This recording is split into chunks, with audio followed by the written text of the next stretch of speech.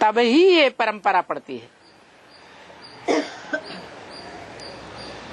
जो गीता में लिखा है, मम वर्तमान वर्तन्ते मनुष्या पार्थ सर्वस्व। हे अर्जुन, हे पृथ्वीपति, संसार में जो भी परंपराएं मनुष्यों में चल रही हैं, प्राणी मात्र में चल रही हैं, वो सारी परंपराएं या परंपराओं पर चलने वाले मनुष्य या प्राणी मेरे रास्ते का ही अनुगमन करते हैं। तो इसे सृष्टि रूपी रंगमंच पर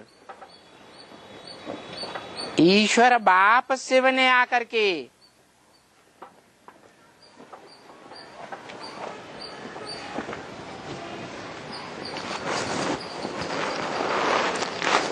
श्रेष्ठ कही जाने वाली देव सृष्टि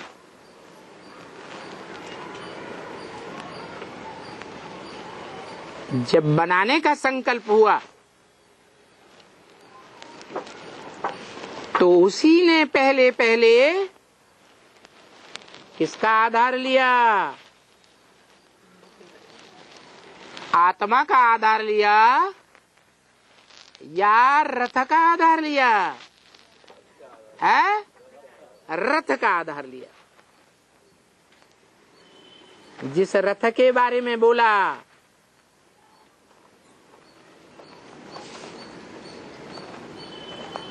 ये रथ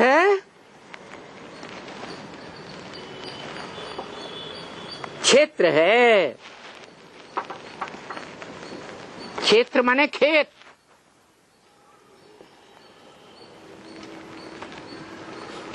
जिस खेत में मैदान में युद्ध होते हैं, तो बोला कि हे अर्जुन, तेरा ये रथ है, बड़े से बड़ा युद्ध क्षेत्र है। कर्म क्षेत्र है। धर्म क्षेत्रे कुरुक्षेत्रे समवेतायुत्सव। युत्सव माने युद्ध करने की इच्छा करने वाले इकट्ठे हुए हैं।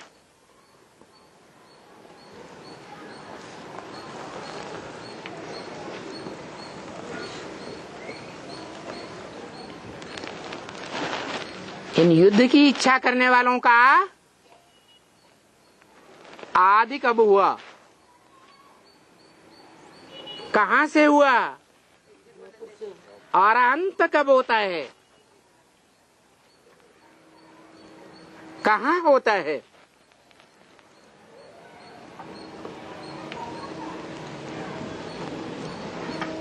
यज्ञ के आदि में ही स्थापना के साथ साथ विनाश ज्वाला भी प्रज्वलित हुई।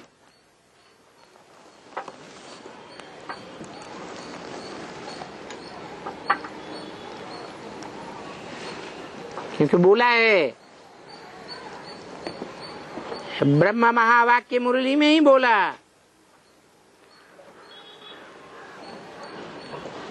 मैं आत्माओं का बाप जब इस सृष्टि रूपी रंगमंच पर आता हूं तो मैं त्रिमूर्ति से वह तीन मूर्तियों की रचना करता हूं।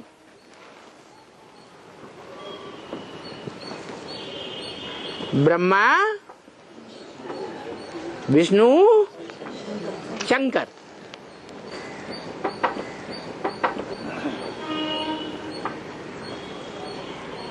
और मैं सभी आत्माओं का बाप हूं।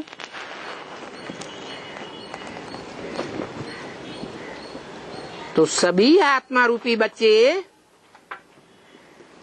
इस सृष्टि रूपी रंगमंच पर ये तीनों पार्ट बजाते हैं। जो बाप का धंधा, वो आत्मा रूपी बच्चों का भी धंधा।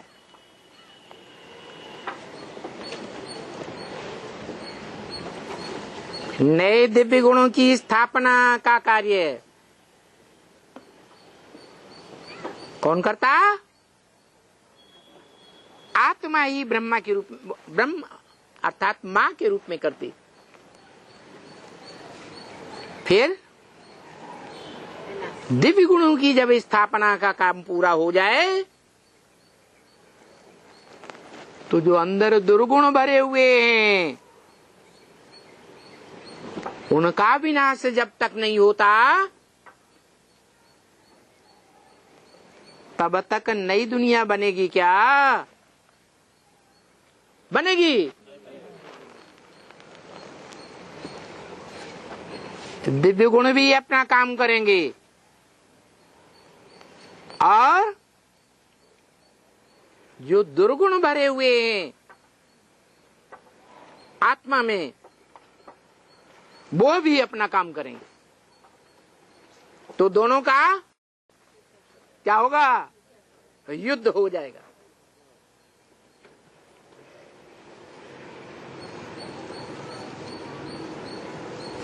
फिर क्या करना चाहिए त्रिमूर्ति शिव को?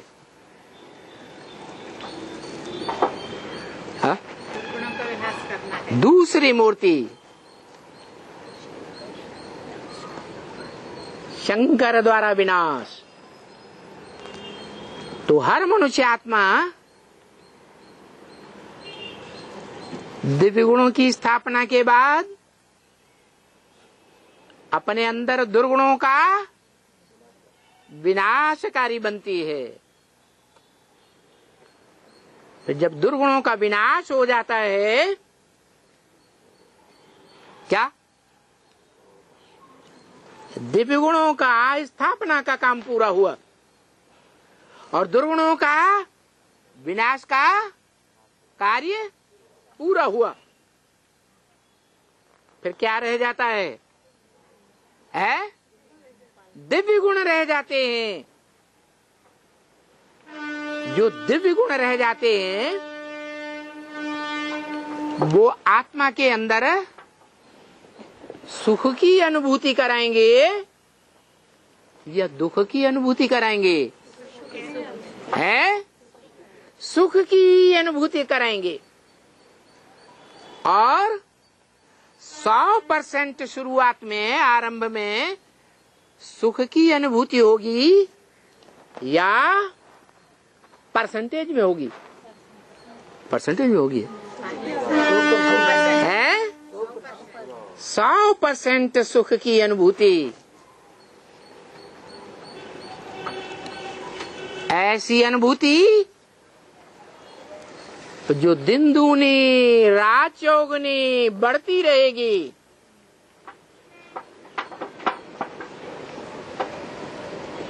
घटने का नाम निशान नहीं लेगी। उसको नाम दिया है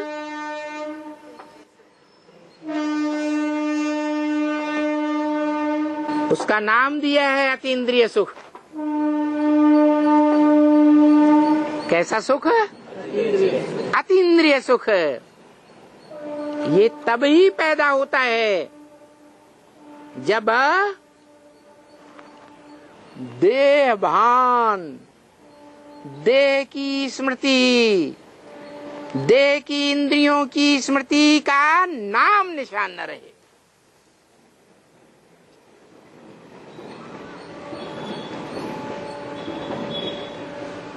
जब तक देह की इंद्रियों, जो देह 5 तत्वों से बनी हुई है, जड़ तत्वों से, उन जड़त्वमयी तत्वों का स्मृति में नाम निशान न रहे। नष्टो मोहा, मोह नष्ट हो जाए। देह से मोह नष्ट हो जाए, देह की इंद्रियों से मोह नष्ट हो जाए। देह के संबंधियों से नष्ट मोहा हो जाए। देह के खाने पीने पहनने रहने के रोटी कपड़ा और मकान के पदार्थों से भी नष्ट मोहा हो जाए। ऐसी स्टेज आने पर, जिस स्टेज को ब्रह्म महावाक्य में बताया है, नष्टो मोहा स्मृति लब्धा। किसकी स्मृति? देह की स्मृति। अरे देह की स्मृति, उल्टा ही रास्ता। आत्मा को स्मृति आना चाहिए, देह भूल जाना चाहिए। बदलू खां।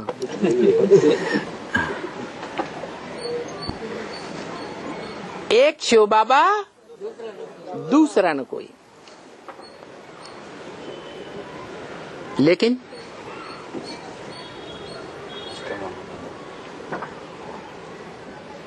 शिव बाबा एक,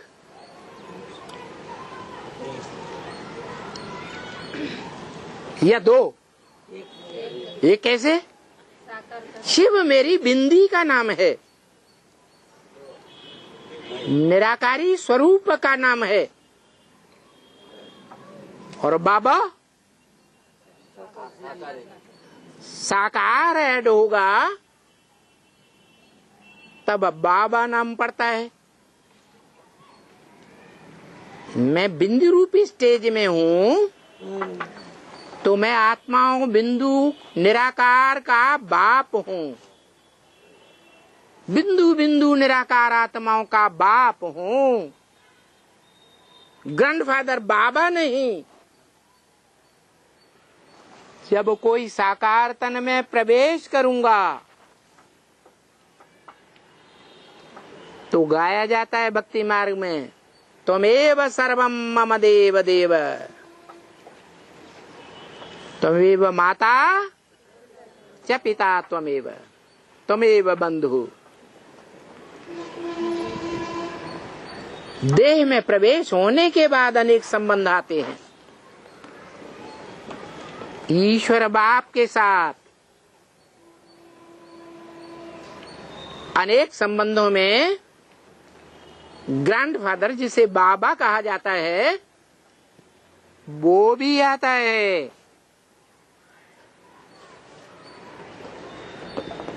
तो शिव बाबा का मतलब शिव निराकार भी है और बाबा माने साकार भी है। दोनों का मेल है तो शिव बाबा। और सिर्फ ज्योति बिंदु है तो क्या संबंध है? शिव बाप और हम आपस में भाई भाई।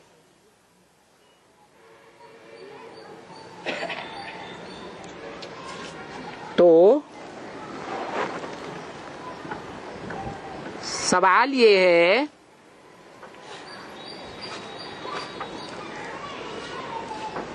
कि शिव बाप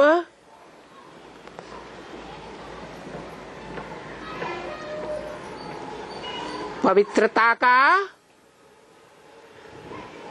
अकूट भंडार तो है, परंतु एवर प्योर है।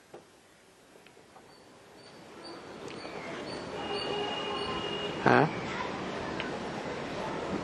बुद्धिमान बाप के बुद्धिमान बच्चे बिना प्रूफ और प्रमाण के कोई बात मानने के लिए तैयार नहीं होते। तो सुप्रीम सोल बाप जो स्वयं ब्रह्मा मुख से कहता है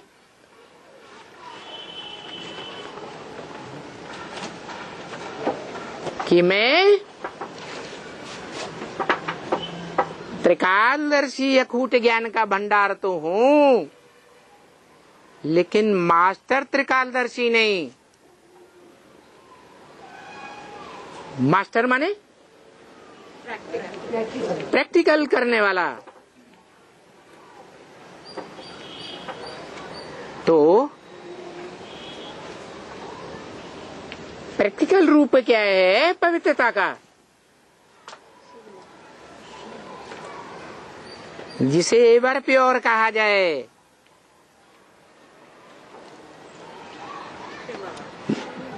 शिव बाबा का प्रैक्टिकल प्रूफ क्या है?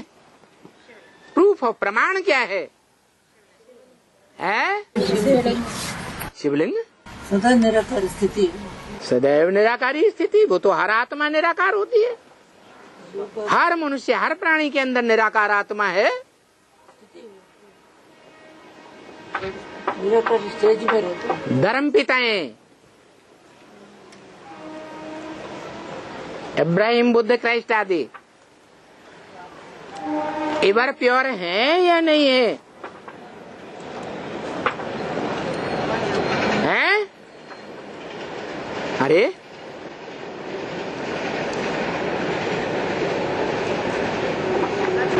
धर्म पिताएं एवर प्योर हैं या नहीं है? उनमें देहभान का अंश रहता है या नहीं रहता है? देहभान का अंश रहता है। इसका मतलब है कि वो एवर प्योर नहीं हो सकते।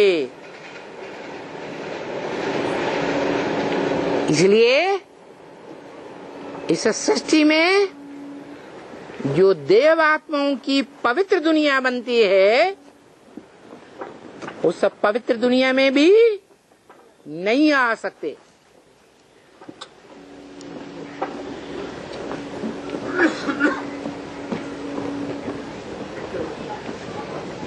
देव आत्माओं में भी दो प्रकार की हैं।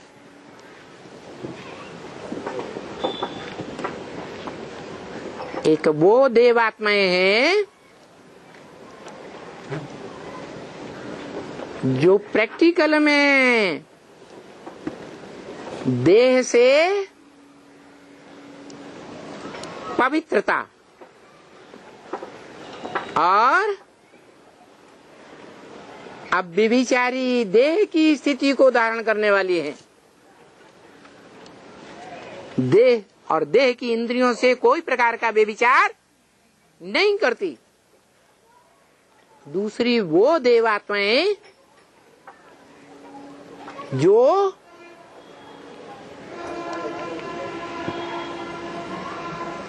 उस पवित्र दुनिया में नहीं आती,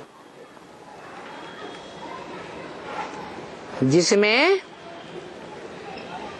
देह और देह की इंद्रियों से पवित्र व्यवहार करने वाली अव्यभिचारी देवात्माएं पार्ट बजाती है। परंतु व्यभिचारी मनुष्यों की दुनिया में तो आते हैं, परंतु देवताओं की जो मूल परंपराएं हैं, उन परंपराओं पर चलने वाले हैं। द्वापर कलयुग के जन्मों में वो आत्माएं जब जन्म लेती हैं मनुष्य सृष्टि में, तो एक धर्म को मानने वाली होंगी।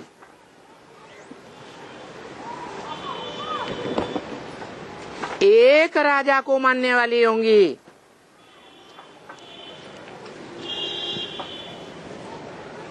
जैसे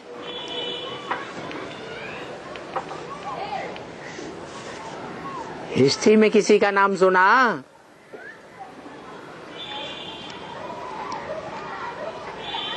जिसने आदिल शाह के सामने कोर्निश करने से इनकार कर दिया।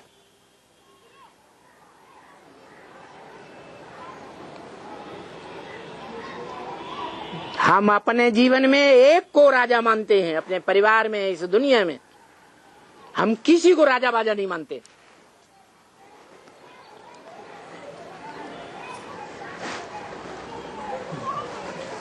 नहीं याद आया है?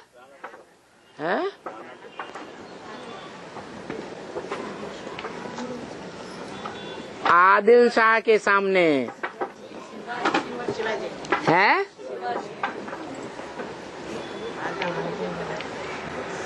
हाँ जी,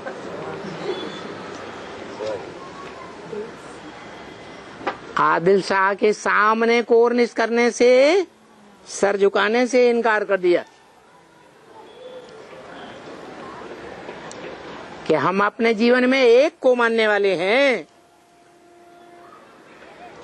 किसी दूसरे के सामने सर झुकाने वाले नहीं हैं। आज भी ऐसे परिवार जो प्रायः लोप हो चुके हैं, सत्य सनातन धर्म को मानने वाले, फिर भी कहीं न कहीं भारत में ऐसे परिवार, ज्वाइंट फैमिली देखने को मिलेंगे, जिस ज्वाइंट फैमिली में 60-60, 70-70 भांतियों का परिवार एक चूल्हे पर खाना खाता है। परिवार में एक मुखिया की बात मानेगा। परिवार का मुखिया जिस धर्म की धारणाओं को मानने वाला होगा, उसी धर्म की धारणाओं को मानेगा, उसी धर्म ग्रंथ को मानेगा, दूसरे धर्म ग्रंथ को नहीं मानेगा। एक कुल का फख्र होगा, एक वंश की महिमा करेगा, पूरा परिवार एक ही भाषा बोलेगा। ऐसे नहीं परिवार का एक भांति कांग्रेस की बातें बोलने लगे, दूसरा भांति जनता पार्टी की बातें बोलने लगे, तीसरा भांति बहुजन समाजवादी पार्टी की बातें बोलने लगे।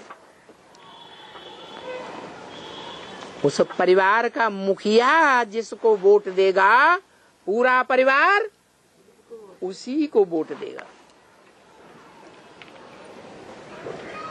ऐसी देवकुल में जन्म लेने वाली आत्माएं, जिनकी संख्या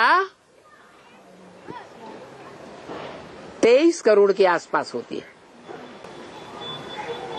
वो आदिल शाह के सामने सर है। उनका नाम क्या है बाबा? अरे आदिल शाह से किसने लड़ाई ले रही थी? जिसके बाप ने जीवन भर आदिल शाह की कोर्निश की, शाह जी। लेकिन बेटे ने उस आदिल शाह की कोर्निश नहीं की।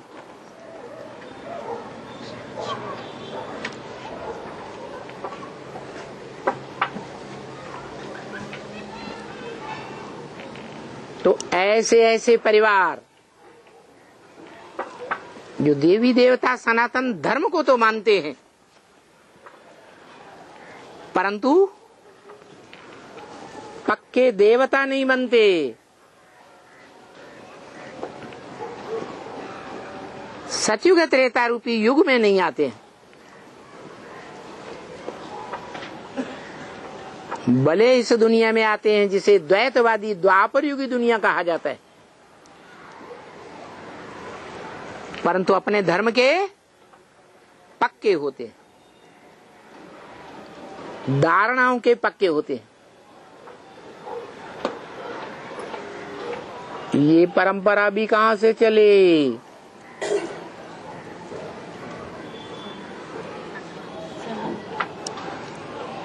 कि बाप के थोड़े बच्चे पक्के ब्राह्मण सो देवता बनते हैं,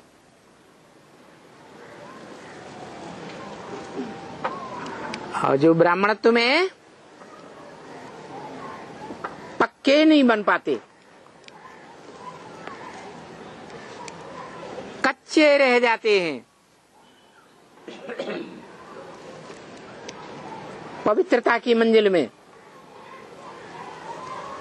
वो देवता तो बनेंगे, लेकिन गिरती कला के देवता बनेंगे या चढ़ती कला के बनेंगे? हैं? आप कहते चढ़ती कला, वो कहते गिरती कला। हाँ, मनुष्य सृष्टि रूपी वृक्ष में जो पहले पत्ते हैं राधा कृष्ण, उनसे जो पीढ़ी बनती है सतयुग के पहले जन्म में, वो गिरती कला की पीढ़ी होती है या चढ़ती कला की पीढ़ी होती है? क्योंकि वो देह का अंग श्रेष्ठ इंद्रियों में जो श्रेष्ठ आंखें कही जाती हैं, उस दृष्टि का सुख भोगते हैं। जो दृष्टि देह का अंग है, देह विनाशी तो देह के अंग भी विनाशी। उन अंगों से जो प्राप्ति होती है सुख की, वो भी विनाशी।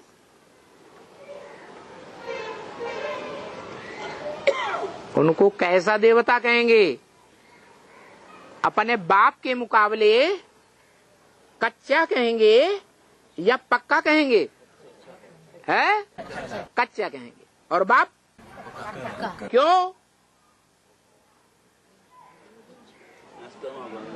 है? नष्टो मोह बन गया। पवित्रता वो देह के स्मृति में नहीं रहते, वो अतीन्द्रिय सुख को। हाँ, जो राधा कृष्ण जैसे बच्चे पैदा होंगे सतयुग की पहली पीढ़ी में, वो बच्चे देह के अंगों का सुख भोगेंगे। इसलिए उसी पीढ़ी से पतन शुरू हो जाता है, शक्ति क्षीण शुरू हो जाती है। और उनको जन्म देने वाले देह और देह की इंद्रियों से परे की स्टेज में चले जाते हैं। देह की ज्ञान इंद्रियों का भी सुख नहीं, कर्मेंद्रिय लिंग का भी सुख नहीं।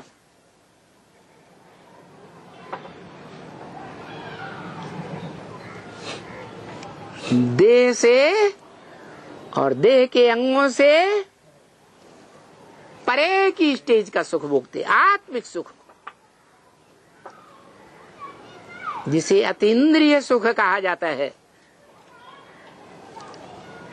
ये अतीन्द्रिय सुख पक्की पक्की वो ही आत्मा भोग पाती है जिनके लिए गायन है शास्त्रों में।